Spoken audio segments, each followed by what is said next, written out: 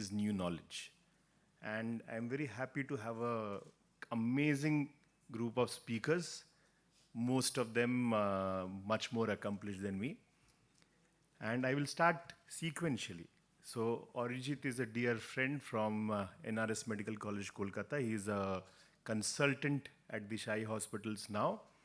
And like all prodigies, he stood first in all his MBBS exams, got gold medals in his PG post-graduation also, won an award at his first AIOS, has published multiple papers and already edited a book, and has of course been instructor as chief instructor and co-instructor at various conferences.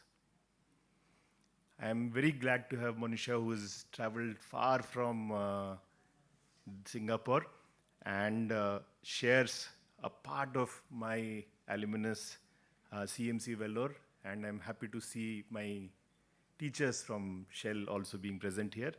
She went on to do her MD from AIMS and PhD from Singapore National University. Her special interest, of course, is angle closure glaucoma, and I believe also genetics now. Primarily, she has multiple publications, all of which are very, very well read and appreciated, and is a member in multiple advisory boards, including the World Glaucoma Association Education Committee. Dr. Ronnie George, Director of Glaucoma Services at Shankar Nethralaya and Director of Vision Research Foundation. He graduated from St. John's Medical College and did his DNB from Christian Medical College, Vellore.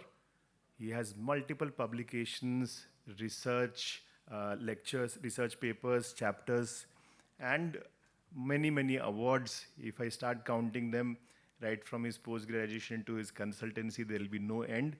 And it's no surprise that I was not able to accommodate them in one slide, and they went over to the next slide. I will not go through them, and I'll just show our appreciation for being a part of this instruction course.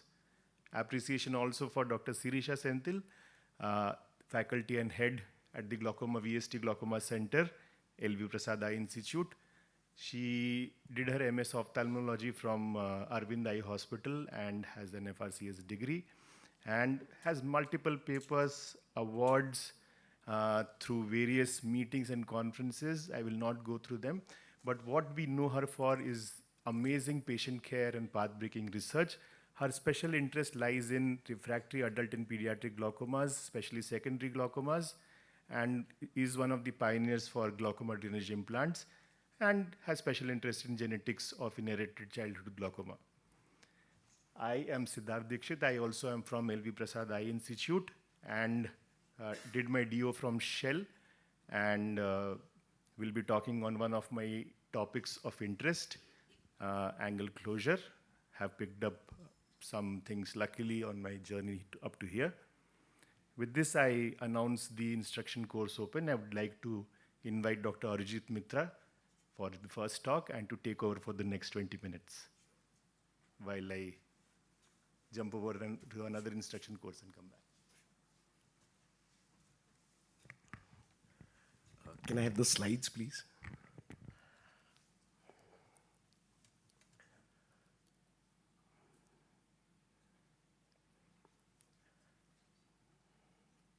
Yeah.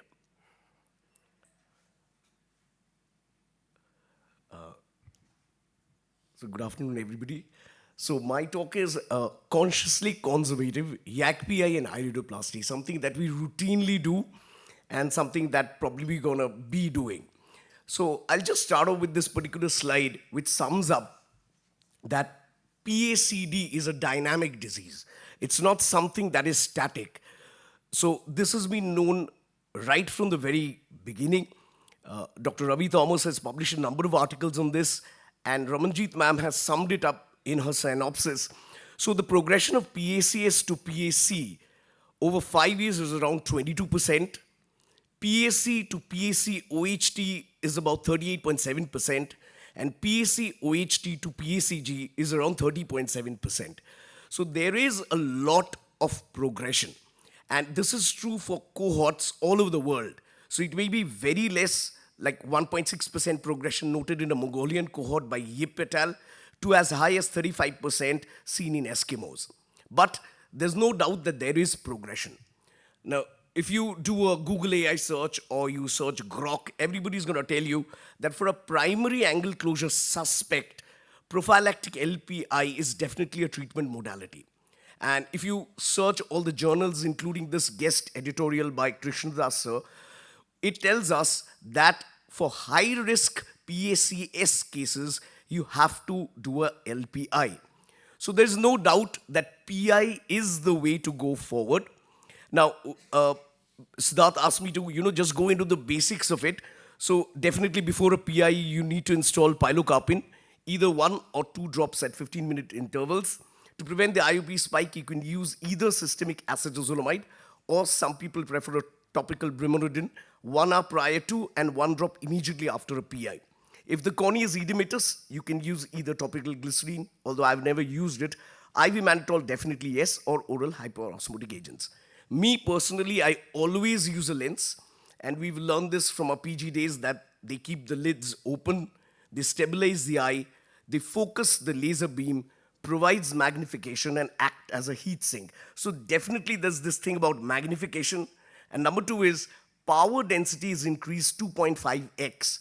Therefore, you need a much lower energy to achieve adequate PI.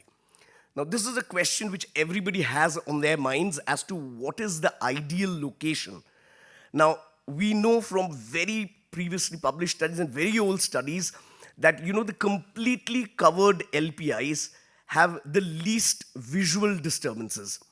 However, after this particular study, which was published by the Arvind Group, in 559 South Indian patients, they stated that laser PI likely is safe with respect to visual dysphotopsias, regardless of the location, the size, and the amount of laser energy used. So probably, the best position of the location to do it is an ideal crypt where you'll be able to achieve a PI using the lowest amount of energy. So the location really does not matter.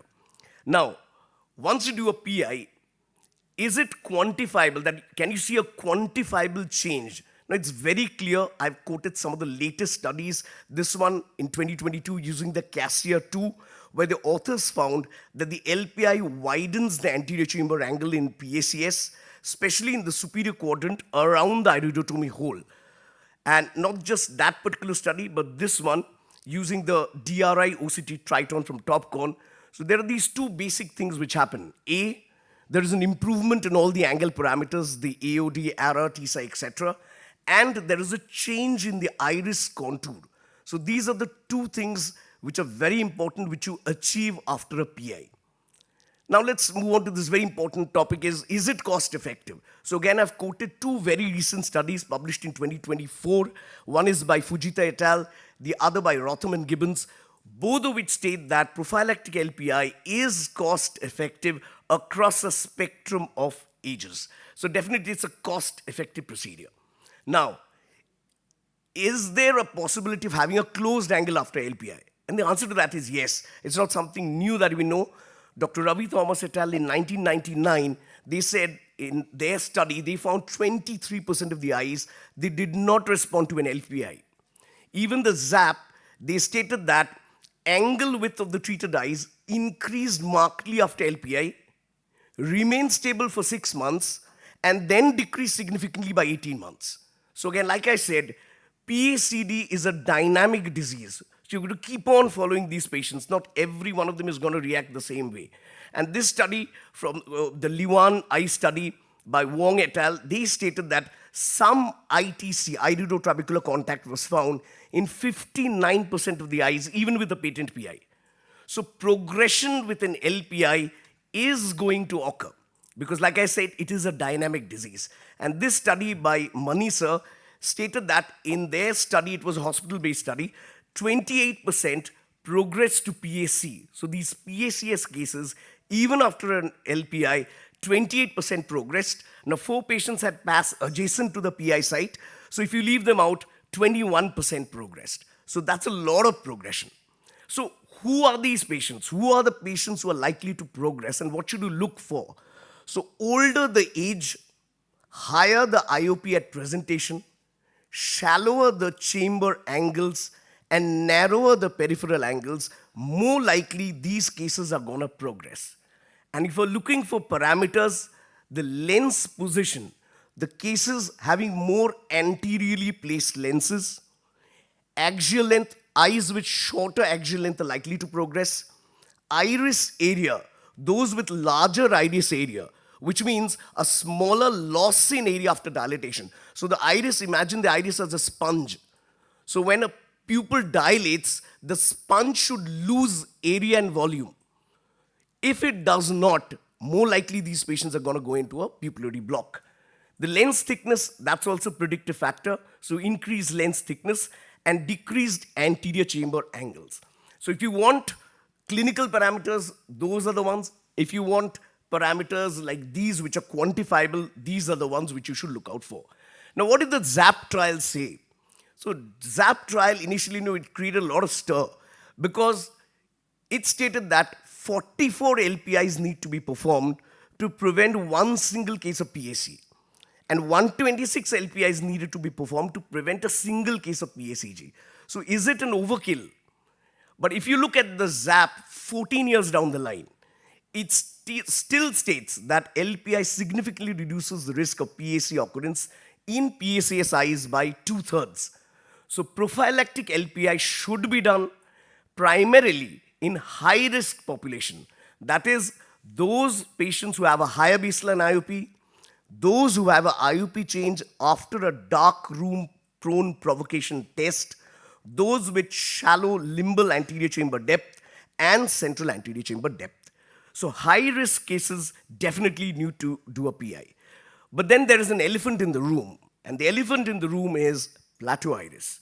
Because if you look at all these PACD cases, all studies all across the world, from India, from the US, from Singapore, 21 to 37% of these cases are actually plateau iris. So in plateau iris, PI alone is not going to be effective. And that is where iridoplasty becomes very, very important. So in iridoplasty, you're applying low power, long duration burns to the periphery of the iris. So it contracts the pigment epithelium, pulls the iris stroma away from the structures. So there's a mechanical widening of the angle. You can visualize the structures better and possibly a release of PAS. So like I said, a large spot size, low power, and a long duration. So 20 to 25 spots distributed over 360 degrees. Now, LPI is still indicated if a pupillary block is present. So this concept of LPI plus iridoplasty is not new. Look at this study way back from 1999 by Dr. Thomas. In their studies, 54 eyes, that's 23%, they did not respond to a PI. But then they went ahead and did a gonioplasty, and all responded to a gonioplasty. So again, it's not something new, maybe something which we missed the importance of a iridoplasty. So iridoplasty widens the angle. So this is a study which we had published in 2015, and at that point in time, I was doing a lot of iridoplasty, and studies down the line, they've also stated the same thing, that eyes with cynical angle closure and plateau iris who do not show an improvement in their chamber parameters after an iridotomy, a peripheral iridoplasty can be very, very effective. So the use case scenarios are A, an acute attack. So this was a study which was published from Singapore, where they had two groups. In an acute attack group, they did an iridoplasty, and they found that the treatment strategies in both the centers, with and without iridoplasty, are both effective in aborting an acute attack. Apart from that, obviously, you need to do an iridoplasty in a plateau iris, and in lens-induced glaucomas, it may be a very, very important tool for faster IOP drop and greater safety, consistency, and efficacy than meds alone. So the take-home messages are, for high-risk cases, an LPI should be done for PACS. For PAC cases, an LPI should be done followed by medications if required, and an early cataract extraction may be an option. Progression can occur in PACD cases even after an LPI. Look for a diagnosis of plateau iris in case of PACD not responding to an LPI. For non-pupillary block angle closure cases, an LPI plus an iridoplasty can be more effective, and iridoplasty can be used in cases of acute attacks, plateau iris, and lens-induced glaucomas. Thank you.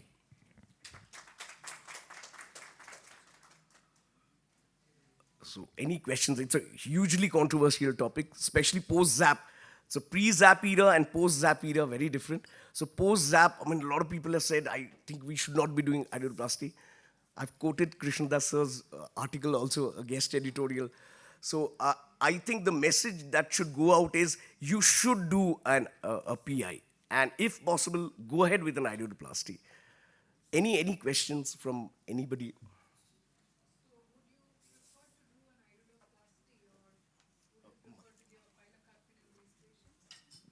Because let's say that's a technique that not everybody is comfortable with, and we also know iridoplasty regresses with time. That's a very good point. So the thickness of the iris does change, Yes, and with the forward movement of the lens, again things can change. Right. So why not pilocarpine in these eyes with plateau iris? Right. So, I mean, a lot of people say I have a lot of issues with pilocarpine. I mean, some of the patients, I think it's a wonderful drug, and when it was out of the market, we were like going crazy. So, I believe pilocarpine is extremely, extremely important drug. But as a procedure, somehow we've accepted PIs, but we've not accepted iridoplasty. I mean, me personally, I haven't done much iridoplasty after leaving Arvind. So maybe it is a very, very important procedure that we kind of have not realized the importance of. Pilocarpine, for sure, it's an extremely good drug. And if you don't have access to iridoplasty, definitely pilocarpine. I mean, you can keep the patient with pilocarpine. There are patients who are there for years. And one more good thing about pilocarpine is it's probably the only drug which has a good effect on the ocular surface. I mean, for the tear production and all, I think it's a good drug to use, really good drug. So I mean, it's not that, so I have an access to iridoplasty, I still don't do it. I'm comfortable with pilocarpine if the patient is able to tolerate. We just have to convince them that yes, it stings because of its acidic pH, and the number of times that you do need to use also differs based on how much of force you need to use to indent. So sometimes you give it prophylactically once or twice, or sometimes you may have to go up to 4 times based on the need. But the problem with iridoplasty, at least for me, correct me if I'm wrong, is the amount of pigment dispersion that happens, and very, very shallow anterior chamber that you have in the periphery, in the extreme periphery where we need to do on 360 degree. True. So to me, as a technique, it's not a very easy thing to do, and the pigment dispersion is something that I'm not happy with. Right. Yeah. So you alluded to the paper that we published. You make me feel old when you say way back in 1999, but so that was that was on PSC and PSCG. Right. And the iridoplasty results there were at 1 month post-iridoplasty. So that's actually very early, and that's probably the reason that you had 100% opening, and we were treating only 180 degrees. Yes. So that was one. Again, the feeling that most of us have is that it doesn't last. So why do we want to induce all this pigment dispersion and all that in the short term? If you're so concerned about the angle, use pilocarpine is what I would also do. So about the location of the PI? No, let's not go there. Well, that will opening another controversial topic. But I just will tell you my experience. Sure. I found not many plateau iris in my experience. Most of them turned out to be phacomorphic because after doing anterior CT.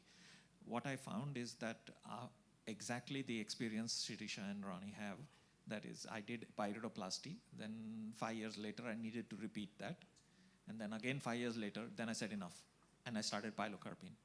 After that, I have started pilocarpine at night for almost all of these kinds of patients, unless they are high myope. There are some patients who are high myope and have very narrow angles. Correct. Those patients, they're at risk for a retinal tear or detachment. Those patients, I might go ahead and do a iridoplasty. But otherwise, I'm using pilocarpine once at night. And they're very happy because now the presbyopia is also treated. So I would just like to ask Ronnie sir and Shirisha ma'am, like what sir said. I mean, are we missing plateau iris cases, or are these studies quoting an abnormally high value? Because we really don't see so many plateau iris cases. I mean, but the studies indicate that there are a lot of plateau iris around. No, we do see. So it's around 20 to 30%. Easily. So that means there is. Seeing is because we're not looking for it, Maybe, yeah. right? We don't how much to how. Yes. Right.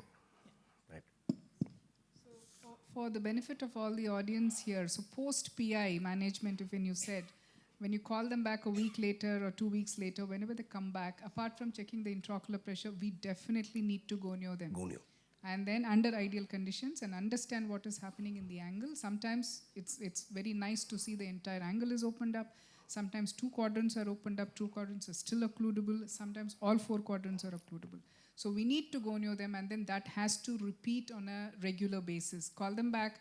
For us, it is a routine that every yearly they definitely undergo a undilated gonioscopy, and then we dilate them as well. So even people who are on pilocarpine, so one of the problems I hear is that you put them on pilocarpine, you have difficulty doing cataract surgery. Forget about it. We do it 10 years later, 20 years later. It just takes a second for you to dilate it. It really doesn't matter. But you do give the benefit of the treatment to the patient. Otherwise, you may be losing the eye, and we see that quite often. Absolutely. We need to move on, I think. Right, right. So I'll call on the next speaker. Yeah, ma'am, it's you. So her topic is unraveling the mystery, AIOS2025 UBM and the advances in imaging.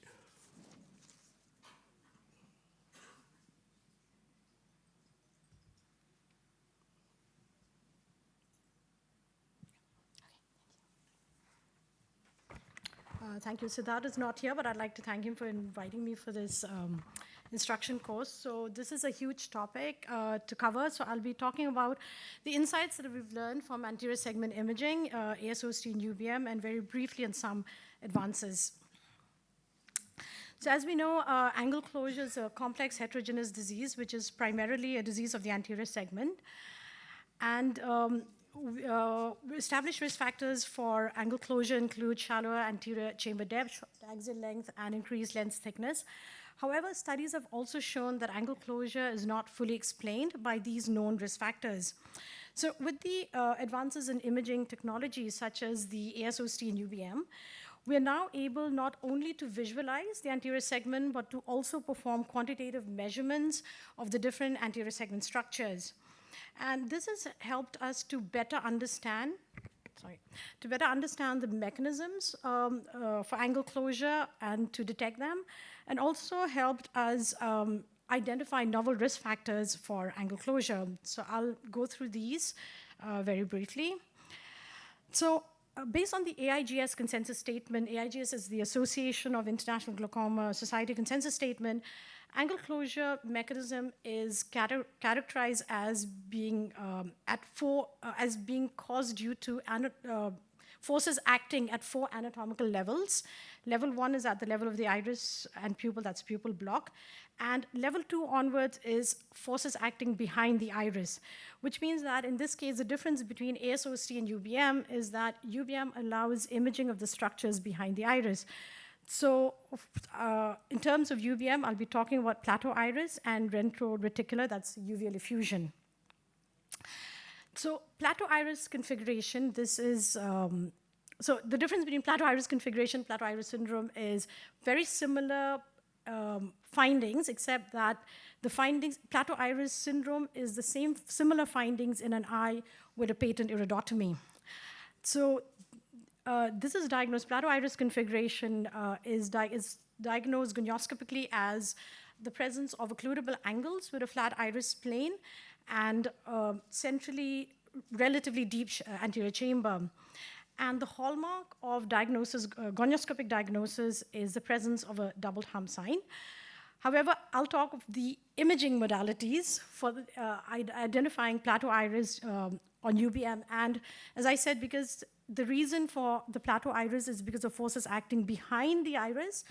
That's why it's not, AIOS2025 is not the best imaging modality. It requires the UBM, because UBM helps us to confirm the presence of the anteriorly directed ciliary processes and presence of an absent ciliary sulcus. So what happens in plateau iris is the anteriorly directed ciliary processes pushes the peripheral iris upwards, and that's what causes the irido angle contact or the angle closure and the angulation that is seen.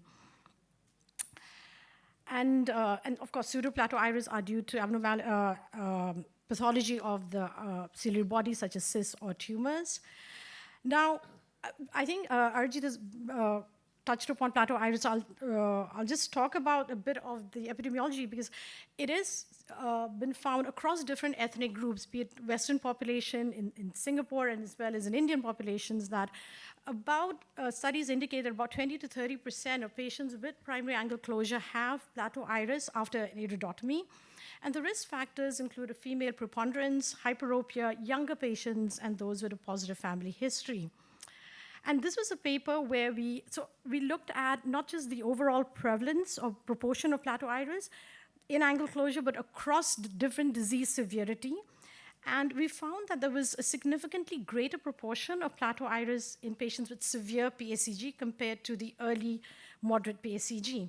And these patients with severe PACG were also characterized by having a younger age of onset, high presenting IOP, and greater extent of peripheral anterior synechiae. So this suggests that plateau iris may be a contributory factor for disease severity. And of course, a younger age of onset could either be because they developed disease earlier or they underwent rapid disease progression. So plateau iris is an often it's an important cause of angle closure, but perhaps under-recognized. And likewise, is uveal effusion. It's probably under-recognized, and it's more common in secondary angle closure, but it's also found in eyes with primary angle closure. So Quigley postulated that choroidal expansion may either precede or even precipitate angle closure. And what he postulated was that in small eyes that are predisposed to develop angle closure, choroidal expansion pushes the lens iris diaphragm forward, and that causes closure of the angles and elevated IOP. So in this paper from 2003, Hiroshi Sakai, what he did was he imaged patients, performed UBM in patients with angle closure and defined a grading system for uveal effusion based on and compared it with the patient's the ciliary body size as slit-like, band-like, or obvious ciliary uveal effusion. So both in the Japanese as well as in the Singaporean predominantly Chinese population, this is primary angle closure. It was found in about a higher proportion in acute angle closure and about 10 to 15% in primary angle closure. Whether this is significant or not, whether it's going to change our management or not for primary angle closure, I don't think so, but definitely in cases of secondary angle closure with the presence of inflammation, uveitis, or even medication, topiramate-induced, I think identifying the presence of uveal effusion as a cause for angle closure, sometimes treating that or removing the cause actually results in resolution of the uveal effusion. So uveal effusion and plateau iris, these are often under-recognized or under-picked up, but UBM helps us in identifying these disease mechanisms. So coming to ASOCT, I think the initial ASOCT that was the time domain ones, what they had was they only had calipers for measurement of the different parameters. And so a lot of institutes developed their own customized software. So the ones I'm familiar with is the Zhongshan Angle Assessment Program. There's the academia as well as the ASAP. So all of them kind of give a similar output, which is measurements of the angles, the anterior chamber, lens, and iris. So I'll just go through the risk factors that were identified for angle closure. So in this study from Tin's group, they found that patients with angle closure had a significantly greater iris curvature, iris thickness, and iris area. Likewise, we found that eyes with angle closure had small anterior chamber width. Anterior chamber width was defined as spur-to-spur distance. Also small anterior chamber area and volume. And also one of the parameters from the ASOCT is the lens vault. And this is defined as the distance, it quantifies the extent of lens that is located anterior to the anterior chamber angles.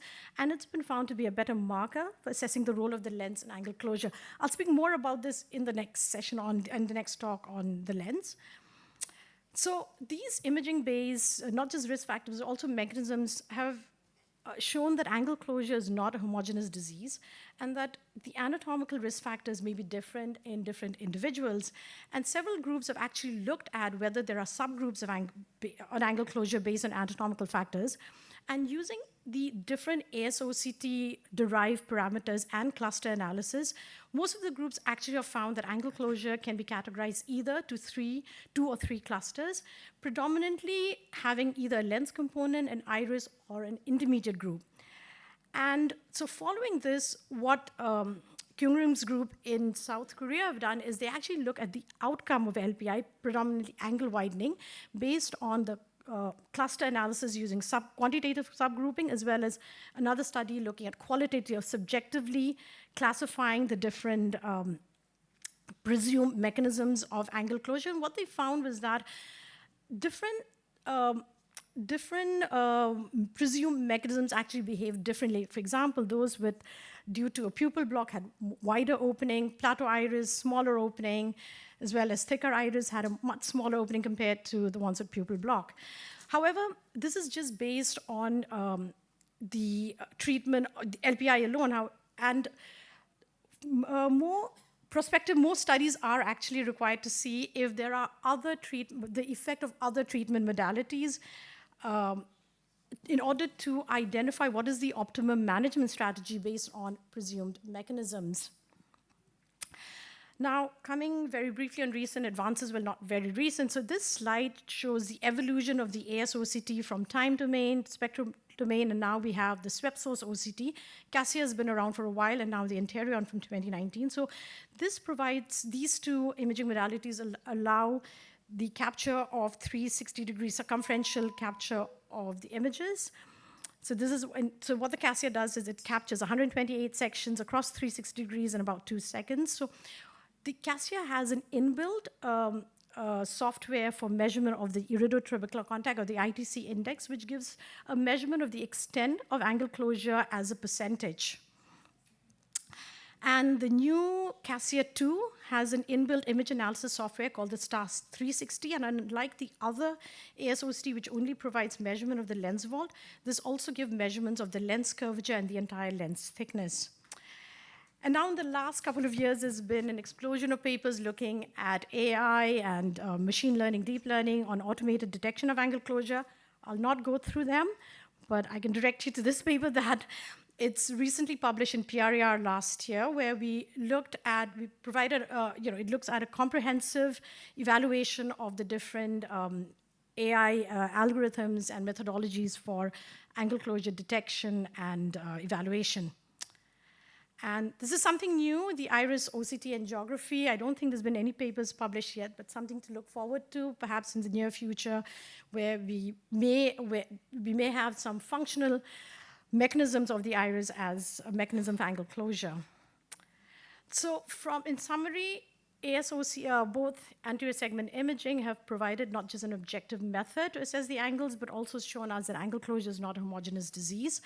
However, there's still a lot of work that needs to be done, prospective longitudinal studies to look at what is the optimum management strategy based on mechanisms, role of AI to mainly in kind of a multimodal kind of environment where you do, if it's possible to do AIOS-OCT, UBM, or clinical features for a patient, and also for personalized management, and also to look out for potential more clinical applications of the newer AIOS-OCT devices. Thank you very much. I think I'll skip this. Thanks, Monisha, and you can continue with your second talk. And also compensate for the time that This is really short. This other one is much shorter. I will also request the co-instructors to please come on to the chairs here. Okay, so this is the other talk on the role of the lens in angle closure, differences from phacomorphic. So angle closure mechanism is based on variations in the anatomical or positional abnormalities of the anterior segment or forces in the posterior segment which affects the anterior segment parameters. And like I said, it acts at 4 successive levels. So now I'll talk of level 3, which is lens-induced. So we know that with age, the lens grows, it increases in size, resulting in a progressive decrease in the anterior chamber, the AC depth, leading to narrowing of the angles and elevated IOP. And also with increase in lens thickness, there's a greater predisposition towards pupillary block, which can again result in closure of the angles. And so one of the imaging-based parameters, the lens vault, like I explained, it quantifies the amount of lens that is located anterior to the anterior chamber angles. It is increased in eyes with angle closure. And this is what I'd shown previously. Now the CASIA 2 not only gives us measurement of the lens vault, but the other lens parameters as well. So in this study, we found that the lens vault is more strongly associated with angle closure compared to the other more traditional risk factors such as lens thickness or lens position. And let me spend some time in this slide. So this is what we did was we compared the lens thickness in angle closure eyes and those with thinner lens and thicker lens based on the mean lens thickness of the angle closure eyes and compared them with normals. So as you see in eyes with thinner lens thickness, there's no significant difference between normals and angle closure group with the thinner lens. However, if you look at the lens vault, it was significantly greater in both groups, irrespective of the size of the lens. This suggests that the lens vault is a better marker for assessing the role of the lens because it gives an estimate of the amount. It's directly related to the angles, the amount of lens quantifies the amount of lens that is located in front of the angles. So of course, lens extraction and angle closure eliminates pupil block and widens the angle. And this is the EAGLE study. I think Ronnie will be speaking about it. More on it. So basically, it's a multi-center trial which compared early lens extraction to standard care, which is LPI and topical medications. And what they found was at the end of 36 months, the eyes with lens extraction had a significantly better health status score and lower IOP as well as lower need of glaucoma medications. Study concluded that early lens extraction may be considered the initial treatment for PSCG and also PAC with elevated IOP. And this is a study which was done about more than 10 years ago from Clement Tham's group, where they compared phaco versus phacotrabeclectomy in medically controlled and medically uncontrolled PSCG. And what they found was that both phaco as well as phacotrabeclectomy result in significant decrease in IOP, but with the phacotrab having marginally better IOP reducing efficacy. So this suggests that phaco alone may perhaps be effective because it may be a feasible option for eyes with mild PSCG or those with medically controlled PSCG. And phacotrab can probably be it's more useful for those in more advanced cases where you require lower IOP at all time points. Now, phacomorphic glaucoma, the secondary angle closure, secondary glaucoma. So this is what happens. Phacomorphic glaucoma is senile the intemescent lens becomes cataractous, increases in size, and mechanically obstructs the drainage angles, resulting in a sudden rise in IOP. So they present as an acute attack with typical signs and symptoms: redness, headache, corneal edema, conjunctival injection. And if you look at the fellow eye, unlike acute primary angle closure, the fellow eyes usually have normal AC depth. So in terms of imaging, you can see marked not only anterior chamber shallowing, but relatively very large lens, anterior-posterior direction. As you can see here, the lens thickness is about 6.34 millimeters, and it's quite dense as well compared to the fellow eye with a relatively normal size lens. And treatment for phacomorphic is urgent cataract extraction once inflammation IOP is reduced. Sometimes you may need pre-op IOP reduction using mannitol, acetazolamide, or LPI rhodoplasty may be done for the initial control of IOP. So in summary, the lens is a key modifiable risk factor of angle closure. Early lens extraction is effective is an effective intervention for mild PSCG, and urgent cataract extraction is essential for phacomorphic glaucoma to prevent optic nerve damage. Thank you very much. Thank you, Monisha.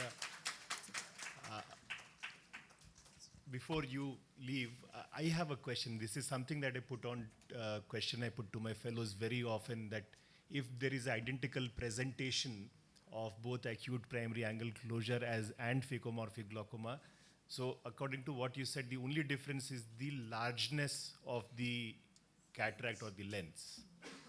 I mean, yes. So then No. should Should? they be then managed identically? But if there is corresponding angle closure in the other eye, then yes, perhaps a PI. But if they do not have, then if the angles are open, then perhaps not. So if there is a component of angle closure or pupillary block in the fellow eye with narrow angles, then yes. perhaps not a cataract extraction if there's no cataract. The vision is good, but definitely an LBI. Right. But if not, then no. So was the question about the fellow eye or the same? Same eye. Oh, the same. The same eye. I didn't get the question. Yeah, he said if in both it's closure, then why do you manage them differently? Yeah, in terms of the gag. So essentially, I think you're, yeah. So essentially what happens is whenever you have a phacomorphic glaucoma, the reason the angle is closed is because that lens, that large bulky lens is physically closing the angle. And that's typically why these are eyes which are very difficult to indent open, because it's volume which is causing the problem rather than a pupillary block. So that's the reason that we don't advocate an LPI in phacomorphic glaucomas, but you do that in an acute closure. Is that what you? Right. Exactly. Any Arjit, you are adding to it? No, quite fine. I think that answers a lot of questions, and it's a pleasure to invite our keynote speaker now, Dr. Sanjay Asrani, who will not only educate us about diurnal control of intraocular pressure, but also give you a break from angle closure. No, this is not a relief from angle closure attack. This is just a different topic that we are going to be talking about, that may be related to angle closure, but it could be that it can apply to all forms of glaucoma. So may I have my slides? It's up here, but I'm not able to see it there. Okay. There we go. Thank you. So we are wanting to see the complete picture of the jigsaw puzzle, which is glaucoma. And I would like to share my insights about the diurnal IOP variations that happen in glaucoma, and how am I using the currently available instruments in which kinds of patients, and how is that result actually making a difference or not to my management. So intraocular pressure that we measure in our glaucoma patients is about 3 to 4 times a year, total of about 6 out of so many million seconds in a year. And very little is known about the pressure fluctuation because we don't have a method to measure the pressure in the patient's own environment. Imagine measuring diabetes just 3 times a year by going to a pathologist, in contrast to somebody doing home glucose monitoring. So there have been many attempts to do home tonometry. The first one was this device on the left, which was an applanation device. Of course, did not get permission from the FDA for its commercial use because it needed an anesthetic. Then some people decided to go and buy their own air puff tonometer and tried to measure their own pressures. Of course, you squeeze a lot when you try to anticipate the puff of air coming to you. And the third is when we tried to use the TonoVet and the eye care rebound tonometry from the animal machine to the humans, and then when the human devices were available, we started using it by the patients themselves. Now, what is the data that you see? IOP fluctuation has been probably maligned quite a bit because people say, look, I'm rubbing my eye and my pressure goes up to 70 millimeters of mercury and nothing happens. So how can fluctuation be important? But it is the ultra short type of fluctuations that actually are not important. The one that you rub your eye, you hold your breath, those that happen in minutes are not clinically relevant. But short-term fluctuations, like those that occur over hours and days, and longer-term, what we can measure in the clinic, definitely make a big difference to the glaucoma management. And this is a paper, again, published late last year in PRER on the importance of IOP fluctuations. And it is freely available on the internet for anybody to see. It's a comprehensive review on all of IOP and its fluctuations. What we have a dearth of understanding is the baseline characteristics of a normal human being, not an eye with glaucoma, not somebody with glaucoma, what does their pressure fluctuate at? So patients with no glaucoma, less than 3 millimeters of mercury is majority of the eyes. 3 to 5, a fewer. And more than 5 millimeters of mercury, extremely few. So this is for normal eyes, that most of them fluctuate less than 3 millimeters of mercury. We had done a study long back and published in the year 2000 in Journal of Glaucoma, where we found that the patients who had greater fluctuations of pressures as measured at home were actually progressing much faster than those that had a tighter control of their pressures over 5 days. And the difference was almost 6 times, that the eyes which had a range of about 5 millimeters of mercury were progressing 6 times faster than eyes that had only 3 millimeters of mercury. This was published 25 years ago. And this was done with that applanation device of almost 700 eyes. And this was a study that showed that pressure fluctuations actually do make a difference. Then subsequently some multi-centered trials also reanalyzed their data and found that in the AGIS or the Advanced Glaucoma Intervention Study, longer-term IOP fluctuation was related to progression, especially if you have brought the pressure down below 20 millimeters of mercury. Once the pressure gets controlled, pressure fluctuation becomes vital. And so you can see here, if the standard deviation was greater than 3 millimeters of mercury, all of those eyes progressed. So the target range for glaucoma, which I set and I use in my clinic, for advanced glaucoma, I set them into the low teens, and I like a least fluctuation tolerance of less than 3, moderate mid-teens, less than 4, and mild high teens, less than 5. What about accuracy? Nearly 30% of all Goldman tonometers at an academic medical center had a calibration error of more than plus or minus 2 millimeters of mercury. And 1/5 of them remained with that error even after rechecking after 4 months of calibration. So how are we really going to measure fluctuation when our instruments themselves have so much error rate? On top of that, the Goldman machine, which is considered gold standard, is unfortunately reader dependent. The reader has to decide where those 2 Myers are meeting. If the Myers are thicker, you can underread the pressure, and vice versa. So it is individual dependent. And if there is a bias in the mind, they can underread or overread easily by 2 millimeters of mercury. If you're trying to detect fluctuation more than 3 millimeters of mercury, that may not be the best instrument, because you will never know whether the technician made an error, whether the machine made an error. So that same study that was published in 2023, looking at the baseline characteristics of a randomized trial of healthy adults, they found that the Goldman tonometer had a correlation R square of 0.68, in contrast to the eye care rebound tonometer, which had a much greater reproducibility. This tonometer is the only tonometer that we can use which doesn't require an anesthetic apart from the air puff tonometer.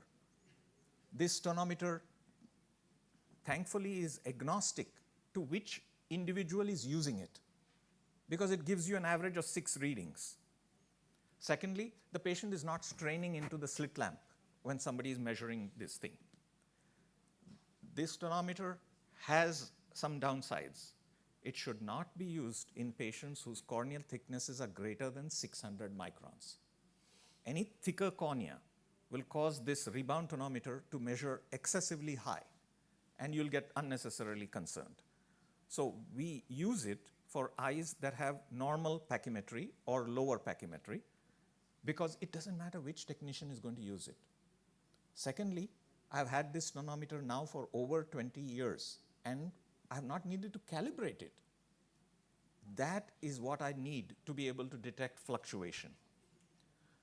I must tell you, unfortunately or fortunately, there is no other company yet that is making this kind of a tonometer except Reichert in the US. So this company, iCare Finland, is the one that makes this tonometer. And this is the one that I use, and they give me research instruments to use for my studies. So this is the iCare Home 2, which we are using. And this one is showing very strong correlation to if patients use it, if trained operators use it, and sometimes even compared to the clinic instruments. So let me share some clinical vignettes. This is a patient, 66-year-old patient, whose clinic IOP is always 10 to 12 millimeters of mercury. But this patient's visual field, the top one is the more recent one, is getting worse, as you can see. And unfortunately, this is the worst place to have visual field defects, right close to the center of fixation. He's 66. If he's losing his ability to read and to look down, to walk downstairs, and he's getting worse, and his pressure is only 10 to 12. Every time he comes in is 10 to 12 in the clinic. So I recommend a trabeculectomy to him. But he says, no, no, no, you prove it to me that I need it. So we did a home tonometer, and as you can see, the one measured in June, which is in the blue, you can see the fluctuations that is happening. Again, note, the pressures are all within normal range, barely reaching about 12.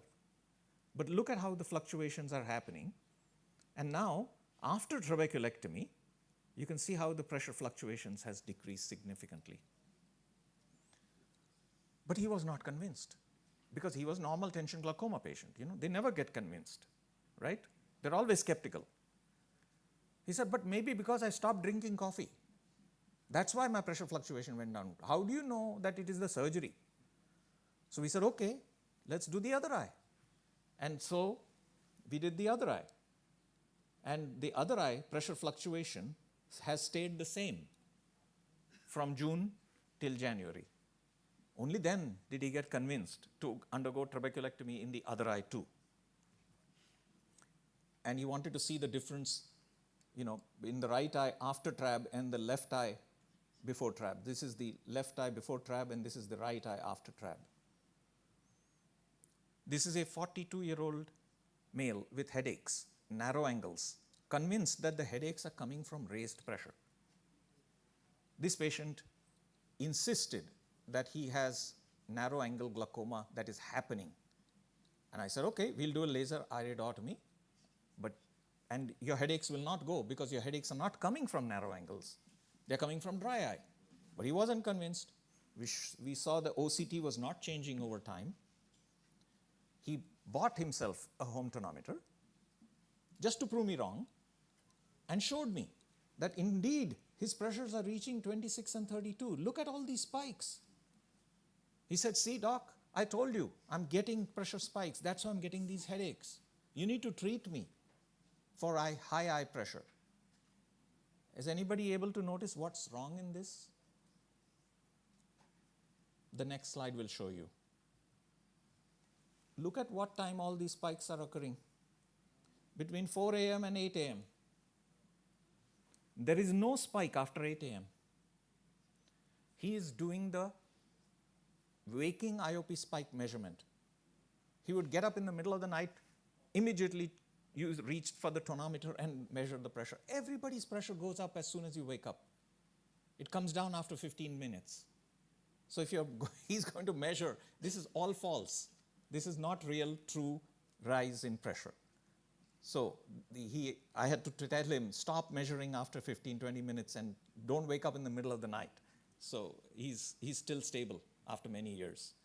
This is a 50-year-old Indian female who underwent SLT in both eyes, but is continuing to progress. As you can see, there is progression in the inferior part of the macular thickness right here. And if you look at the pressures look the same in the left eye and the right eye in the clinic. We did a home tonometry, and we found that the pressures are indeed spiking to 25 despite SLT.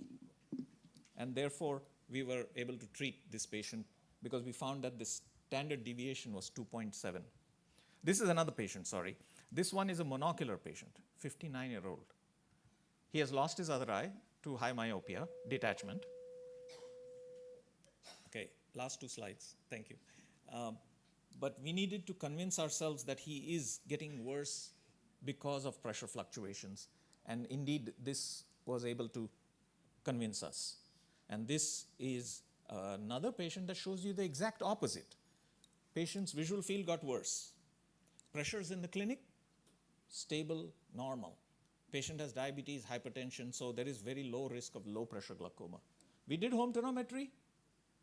Standard deviation is only 1.3. We decided, no, this patient is not going to get a glaucoma surgery despite visual field worsening. Patient goes to see a retina specialist. The retina specialist says, my view inside is not so good. Maybe you should consider a YAG capsulotomy. We do a YAG capsulotomy, and sure enough, this visual field worsening goes away. So this actually saved us from having done unnecessary glaucoma surgery. Thank you very much for your kind attention. Thank you, Dr. Sanjay. Amazing talk, a lot for us to learn, especially related to eye care. Probably we'll get it soon in our country. Now I welcome Dr. Ronnie for a very interesting topic on clear lens extraction in angle closure. Can I have my slides, please? Thank you, Siddharth, for including me in this session.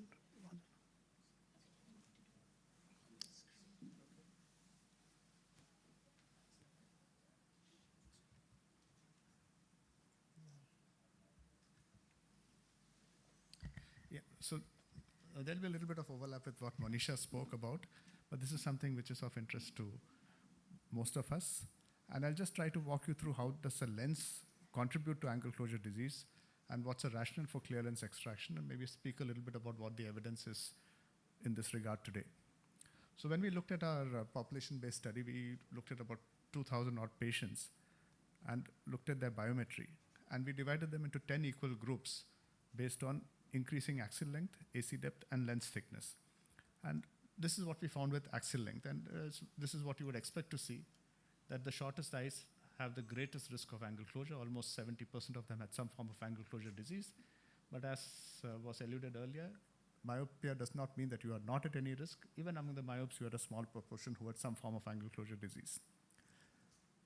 When you look at anterior chamber depth, that becomes even more exaggerated. The shortest, the narrowest, the shallowest eyes had very, very high risks of angle closure disease, and the deepest much lower. But when you look at lens thickness, the whole thing gets a little wonky. The thickest lenses definitely had higher risk of angle closure, but that risk was sort of distributed all over the place. And why is this? This is because if you take lens thickness in isolation, it doesn't really make sense. So what you need to do is you need to take this in the context of the patient's axial length and of the patient's anterior chamber depth. And this is what is called the relative lens position. And when you modify it like this, it goes from looking like this to following the same component. So thinking about the lens in isolation is problematic because in isolation it doesn't really mean anything. If you have a big lens in a small eye with a crowded anterior chamber, it is going to cause a little bit of an issue. If you have a big lens in a long eye, it really doesn't matter. So when you look at this quantitative evaluation of anterior chamber parameters using the AIOS2025 to detect primary angle closure mechanisms. So what they did is they looked at AIOS2025 images, and based on that, they tried to define what was the reason for the angle closure. And they divided it into pupillal block, plato iris, a thick peripheral iris roll, or an exaggerated lens vault. So they did an AIOS2025 to try and figure out which mechanism they could identify by this. And they obviously took all the other measures, and just to remind you that the lens vault is the area of the lens which is in front of the line which joins the two scleral spurs. And what they found here was in about 33% of patients, an exaggerated lens vault was the reason for the angle closure. So about a third of eyes, they found that it was a lens which was possibly the most important angle closure mechanism. A similar study was done in an Iranian population, and here too you find about 25% of patients, an exaggerated lens vault was the reason for this. When they looked at the changes in AIOS-2025 parameters after LPI in Caucasian eyes with different primary angle closure mechanisms, what you find again is the eyes with a large lens fault, very few numbers, but they were significantly different from the eyes which had the pupillary block or plateau iris or the thick peripheral iris configuration. And when you look at the parameters that were before and after laser peripheral iridotomy, actually they found no difference in the parameters in either of these groups. So it did not really seem to matter which type you were. The antechamber deepening did not change between these groups, but keep in mind that the number of eyes with thick lens faults was very small in this group. So look at a Polish population. Again, you have a large lens fault in about 17 to 35% of the population. I really could not find anything from India. And we know that Indians actually behave a little differently from the other Chinese eyes in terms of the way angle closure behaves. And this paper from Tin Wong, which is a little old, but it's in a population with significant numbers of Indians, Chinese, and Malays. And you find that the Indians and Malays have actually much lower rates of acute angle closure as compared to those of Chinese origin. And when you looked at this study, which is again from Singapore, and you look at the different angle closure mechanisms, and you subtype it by race, you find that there are maybe about 20 Indians in there, and none of the 20 Indians had an exaggerated lens fault. So most of the exaggerated lens faults were seen in the Chinese actually. Even the Malays had very few. So this seems to say that this lens fault mechanism, which has been reported repeatedly from East Asia, may not be as prevalent in Indian eyes as we think. So is the lens a culprit in all PSCG? Really not. In India, what's the number? Is it 20%? Is it 10%? Is it 5%? We don't know. How does it change post-YAG LPI in these eyes? We don't know that information either. And that's really the information we need to know before we make any decisions on what to do with the lens. So we were hoping that this study will tell us what happens to the angle post-LPI and whether this really helps. And so this is, of course, the EAGLE study, which Monisha also alluded to. And essentially what it did, it looked at primary angle closure above 50 years or primary angle closure with at least one intraocular pressure more than 30 millimeters of mercury. This is one little bit that everybody forgets about conveniently. You had to have a pressure of, at least one pressure of more than 30 millimeters of mercury. You had to have at least 180 degrees of appositional or cynical closure. And what did they find? They found that the quality of life was marginally better in the patients who had a lens extraction. There is a reason for that, which I'll come to a little later. And they found the intraocular pressure was less by about 1.2 millimeters of mercury. So not a huge difference, very, very marginal differences. And from what Sanjay just told us, that 1 millimeter is within our measurement error. And when you look at all these factors, I mean, these are basically the quality of life, and these are the intraocular pressure levels. The moment you subtype it, you actually find that none of them actually cross significance. Within the subgroups, there's nothing that crosses significance, and that's a concern for us because based on this, people are advocating a clear lens extraction. So is the clear lens extraction a remedy? Definitely not for all. The lens is not a major contributor in the majority of eyes with angle closure.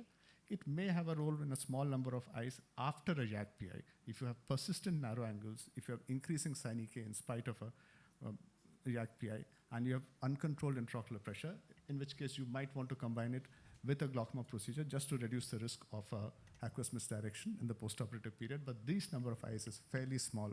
And at this point, really speaking, clear lens extraction does not have a huge role in treating angle closure. Thank you. Thank you so much for providing clarity on this. I would now request Dr. Sirisha to present her talk on trabeculectomy and angle closure, changes in technique and cautions in interest of time. That way?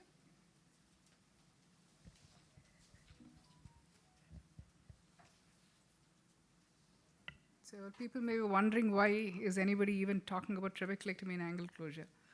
So it's the lens that needs to be removed, and if at all, today we have MIGS that can be combined along with the lens extraction. So does trabeculectomy have a role to play? If we are speaking about it, yes, it does have a role to play. So this is going to be a very basic talk considering everybody who's here and the kind of precautions that we take in the clinic if we have to operate a patient with angle closure.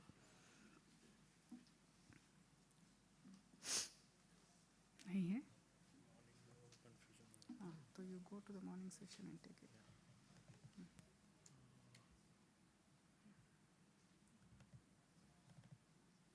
We have the presentation on here if you don't It's have there? it here. Yeah. So they had switched halls.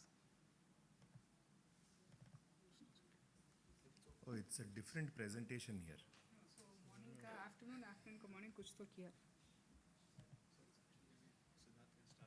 Yeah, you can start. Siddharth. Okay. In that case, I'll start till the audiovisual team actually can Nikal.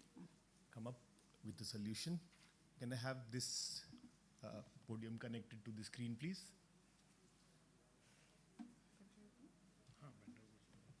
So I'll be talking first about, okay, I'll start with the mix in angle closure. And is it worth enough to go into an angle and do a procedure when there is not enough space, or is it going to cause you pain? And very happy to be a part of this group again.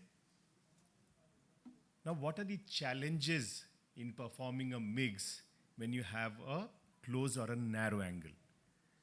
The first thing is access to the Schlemm's canal and iris root.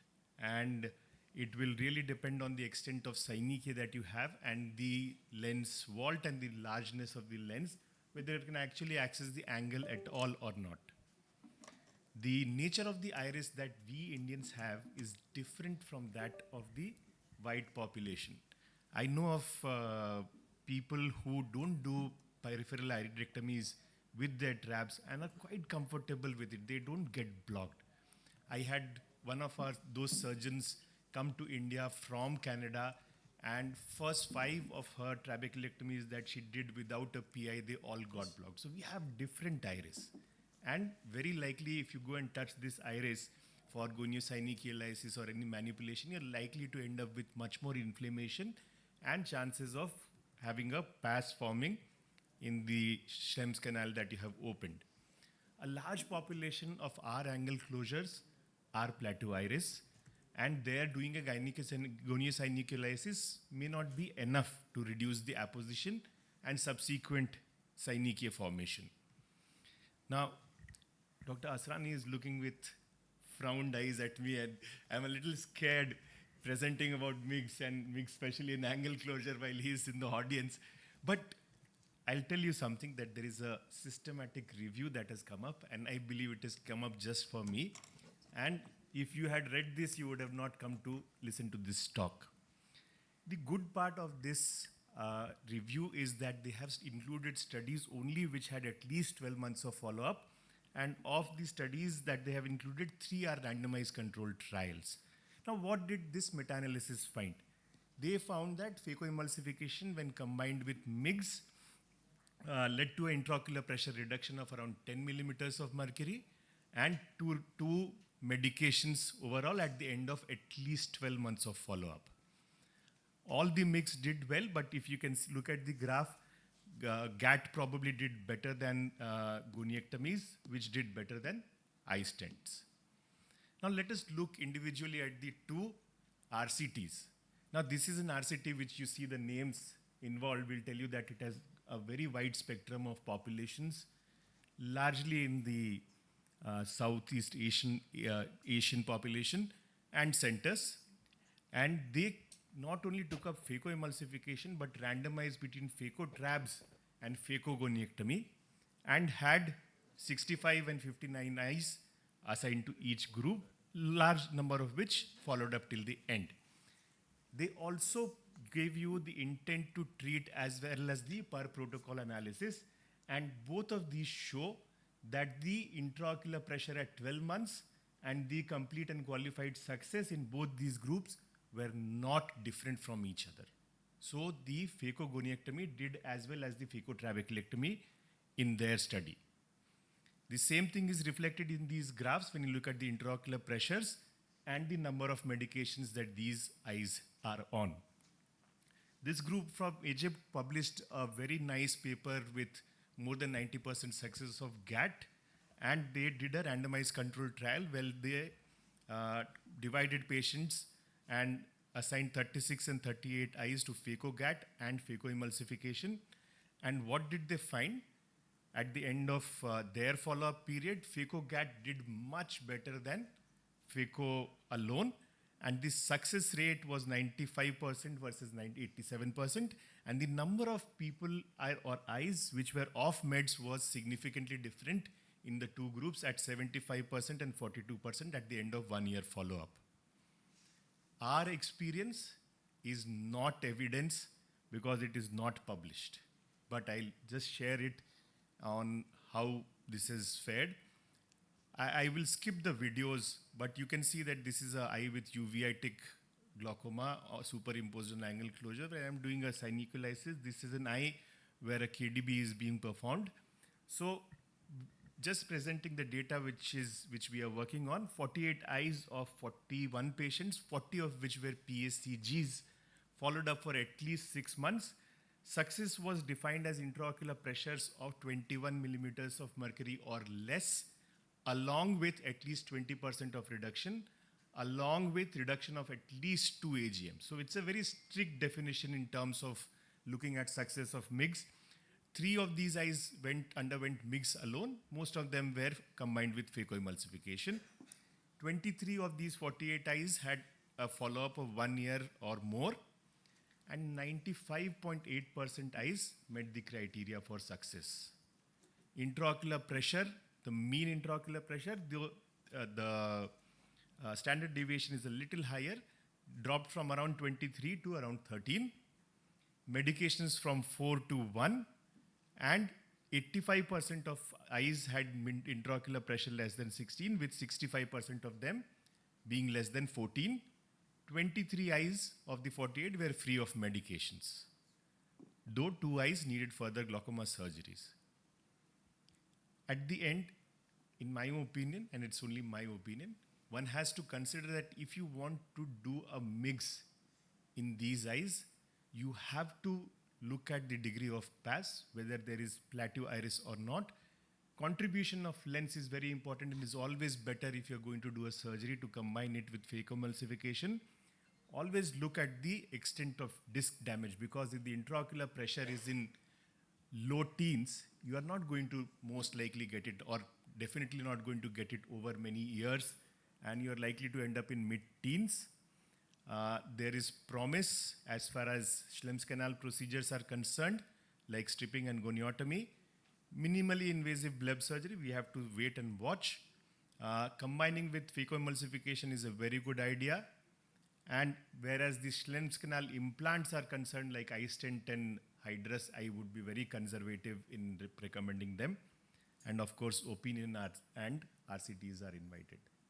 Thank you. Dr. Sirisha, would you want to talk on trabeculectomy, the other end of the spectrum?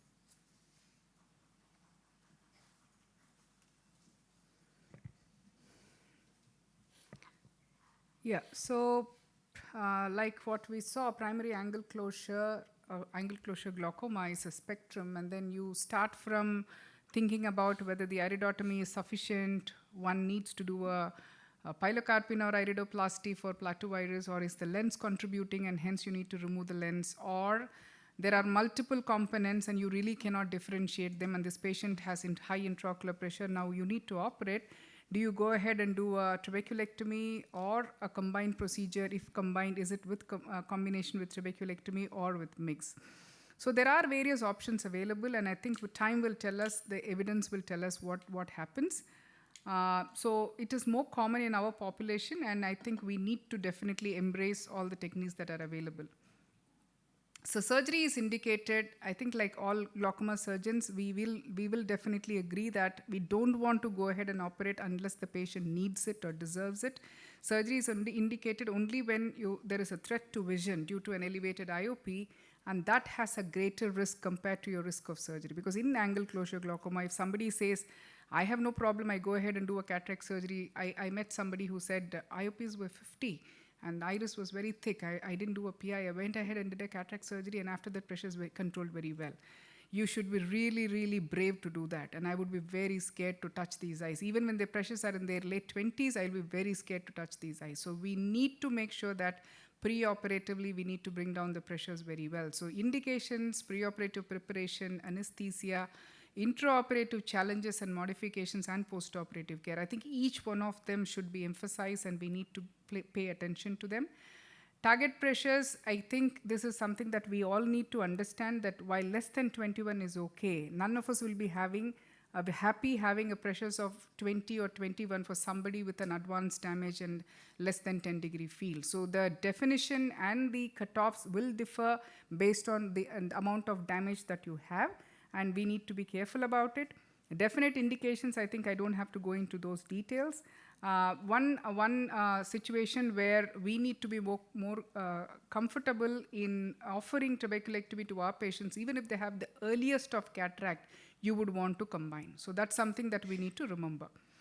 Other eye, always try and see what is happening. If you have to do only trabeculectomy in these eyes, do a biometry for them. Do a biometry, understand whether you are dealing with non-ophthalmo spectrum of patients, UBM and AIOS2025-IC357-Open whenever needed. Posterior segment evaluation, very, very important. At least we have burnt our hands where the vision, because of advanced glaucoma, vision is 20/40, maybe N8, N10.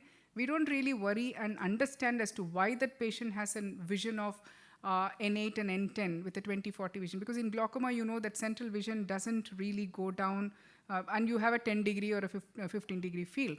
We have to understand, is there anything else that we are missing? Especially in young patients, we may be dealing with inherited retinal dystrophies or some other pathology there. If we miss that and you go ahead and do a trabeculectomy for an uncontrolled intraocular pressure and angle closure, you may be burning your hand. So be very vigilant before you take up a patient for surgery. I think we need to be very thorough in our evaluation.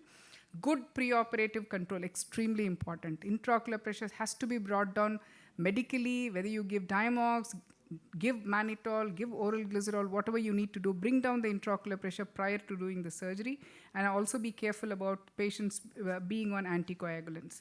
So this is the example that I was telling you. A patient referred to me, flat anterior chamber, intraocular pressures on 3 medications around 25, 26, contralateral eye having a very, very shallow anterior chamber, and this patient was referred for the contralateral eye trabeculectomy. How will you even go and touch that eye? You need to be very, very careful. Rule out non-ophthalmo. So this patient actually had an inherited retinal dystrophy, a Best disease, and then the management, I'm not going to detail, but you need to be careful. You do a trabeculectomy in these eyes, 100% of the time, you will end up having a malignant glaucoma. So rule out CIS, rule out non-ophthalmos, and rule out other associated posterior segment pathologies, so which is very important. Otherwise, I'll just go through this video to say IV mannitol or glycerol or whatever else that you do, and we also use dexmedetomidine, which is an intravenous anesthetic, which also decreases the intraocular pressure by about 35%. We've published that it is equivalent to an IV mannitol. If you have a patient where the mannitol is not something that you can give, a patient is not suitable for IV mannitol, you have an alternative. Speak to your anesthetist, they will be able to help you. And procedure-wise, I think we need to prepare the eye well, whether it is a phonics-based, limbal-based, rectangular, triangular, whatever suits you, whatever you're comfortable with, go ahead and do it. And I don't think I would really differ with that. But what is important is that when you're doing a trabeculectomy, make sure that your large opening, mitomycin, of course, we'll use, but then you have to be careful about making sure that the edges are not that are exposed to mitomycin C. A thorough wash, pre-placed sutures. If necessary, do a paracentesis. Make sure that you're gradually reducing the intraocular pressure before you go ahead and open up into the anterior chamber. If you have extensive peripheral anterior synechia, be very careful when you're doing a deep block. You may end up hurting the iris, and you may end up having a lot of bleeding. So otherwise, the trabeculectomy procedure is essentially the same, but pre-placed sutures is something that I follow in every single patient. Immediately close it, And then, like I said, I don't typically do a paracentesis, but then you can do a paracentesis and you reform the anterior chamber. Releasable sutures, very, very important. Gradual reduction in intraocular pressure is something that we all follow, and that is more often necessary because sudden decrease in intraocular pressure, shallowing, can predispose to not just shallow AC with problems, but malignant glaucoma is again a serious complication. And once we close the scleral flap, we also on table put a drop of atropine or cyclopentolate, and at the end of the surgery, we give a subconjunctival steroid along with atropine at the conclusion of the surgery, and make sure that your meticulous closure, definitely you don't want a bleb leak in these patients and end up having other complications. So closure, and like I said, if you have to combine it with the cataract surgery, go ahead, depending on whatever technique.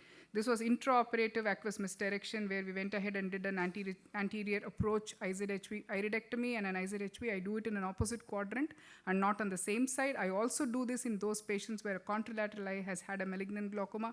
History always repeats itself, so this eye is possibly more predisposed. So when I combine it, or when I'm doing just a trabeculectomy, I also combine it with an IZHV. So post-operative care, again, very important. Cycloplegics, always topical steroids. Early signs of aqueous misdirection is something that we have to pick up. Slight shallowing of anterior chamber, myopic shift in refraction, because you're not going to refract them at 1 week or 2 weeks, right? We will always say, come back after 1 month. But if the patient is complaining of decrease in vision, even though your intraocular pressures are 10 and 12, but you have a shallowing of anterior chamber in the absence of overfiltering bleb, in the absence of a leak, think of malignant glaucoma. Malignant glaucoma is more common, or rather aqueous misdirection, whichever term you're comfortable with, more common than what we think. And using cycloplegics in the early postoperative period itself can reverse the condition. Plan your removal of releasable sutures very, very meticulously, and no two releasables release. At least for me, I don't release it at the same day unless the suture has broken or something like that. Long-term outcomes, trabeculectomy does well in the early postoperative period. More than 10 years, studies have shown that close to 50% of them require additional medications. But if you are careful, following them up well, and keeping your pressures under control, this study at least has shown close to 98% of PACGs, when the target intraocular pressure was achieved, they have shown that they did not progress, or there was a perimetric stabilization. This is from Dr. Shihota's group, so which is very heartening to see. So trabeculectomy is here to stay, and please make sure that you appropriately evaluate them preoperatively and do a meticulous surgery and postoperative care and follow. Thank you. Thank you, Dr. Sirisha. We'll take up questions at the end. We'll take the advantage of the fact that there is no session after this and encroach beyond 4 o'clock. Can we have the system here linked to the screen? Now, when it comes to acute primary angle closure, we all know that a lot has changed because of evidence that we have had and the experience over many years that we are having. But we still...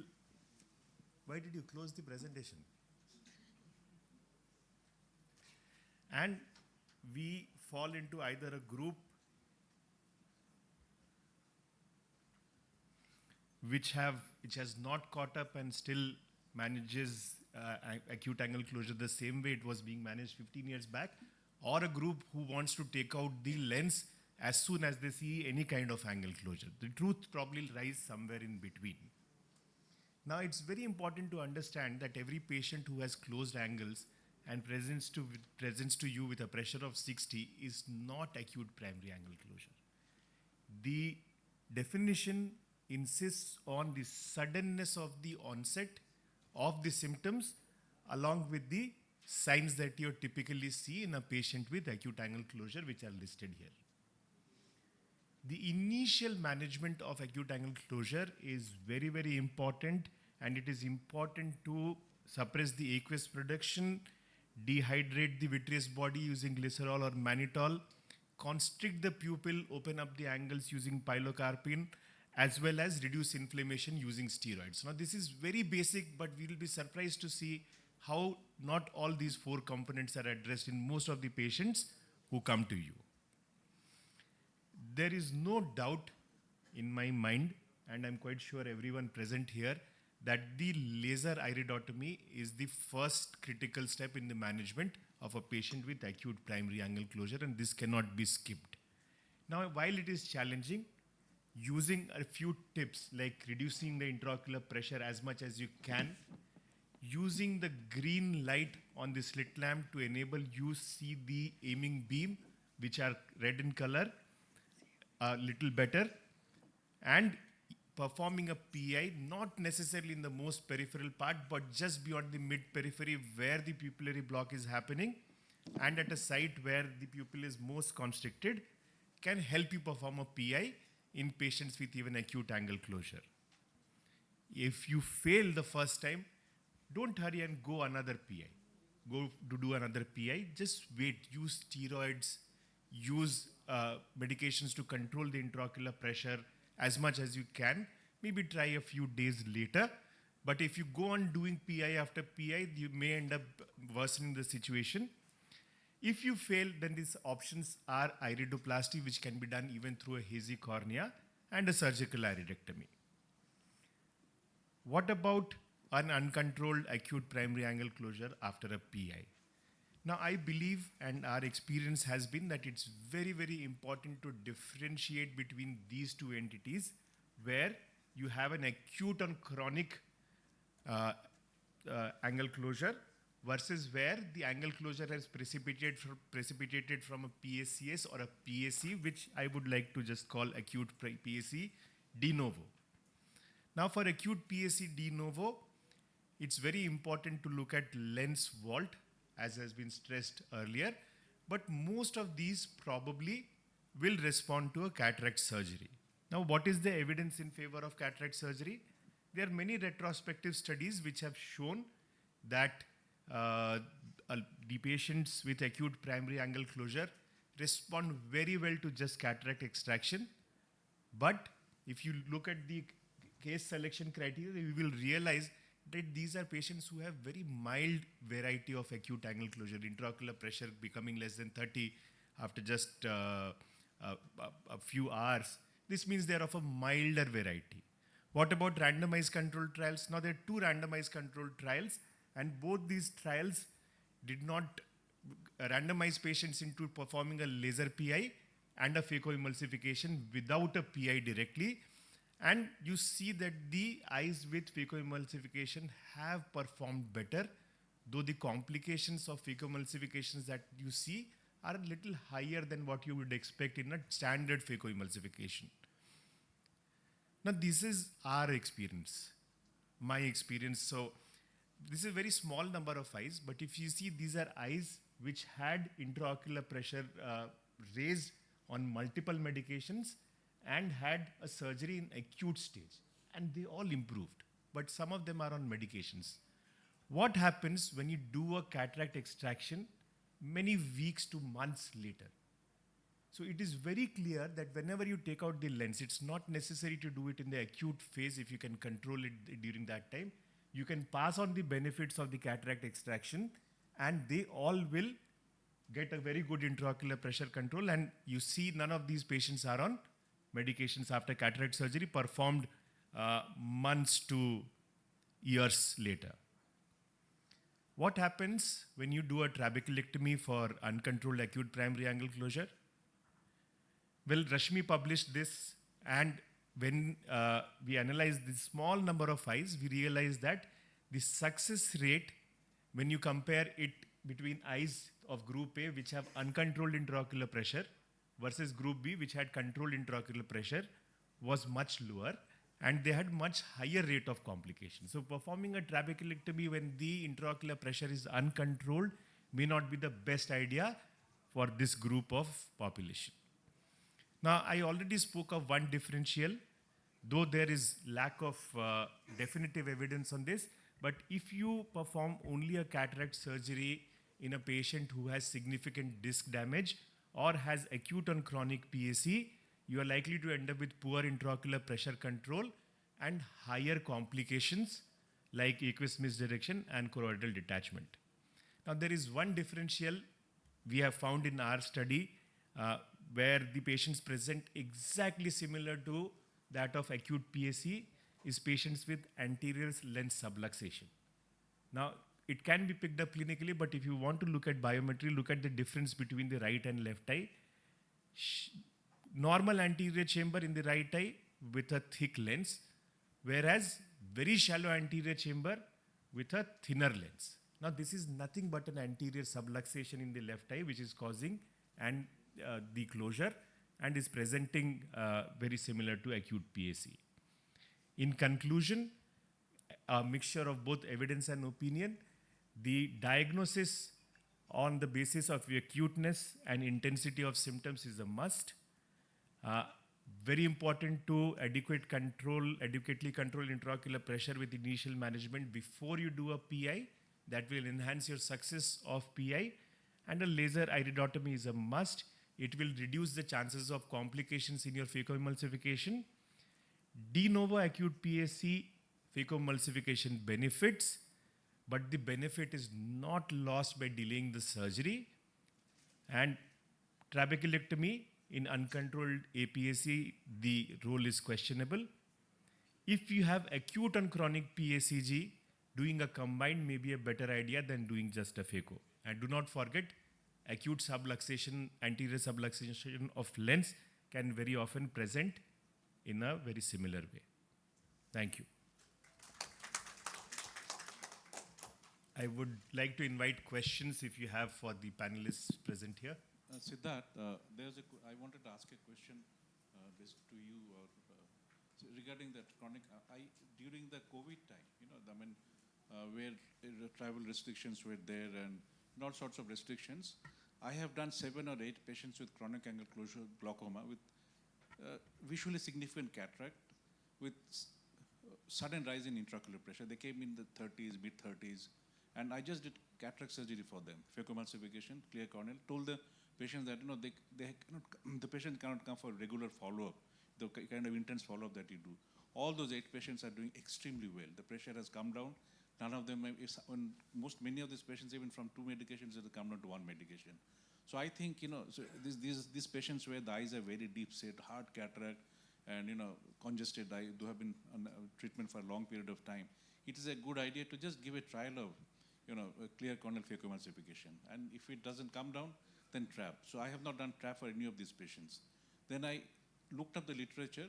In fact, Chandik PGI has reported, a series of cases where they had exactly the similar experience, and I think at about 10 or 12% of their series went in for trabeculectomy a couple of months or years later.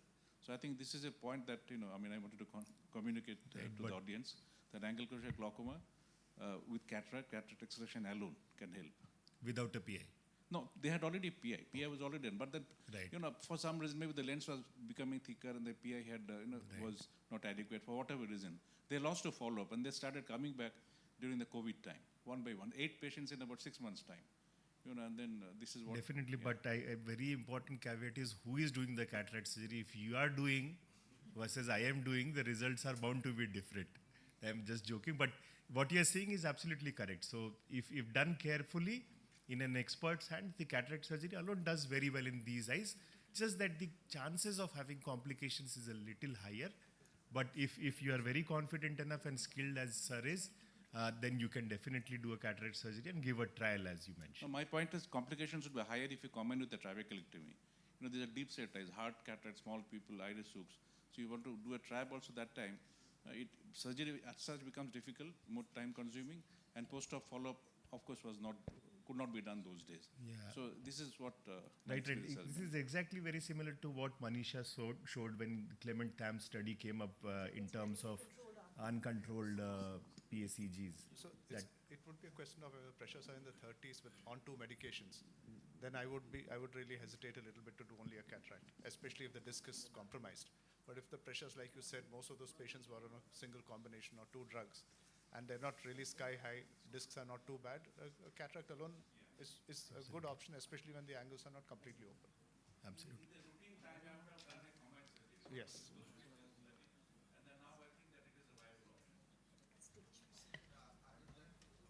Yeah, please. Just take the mic. I think the sessions are being recorded. Can you please get the mic here?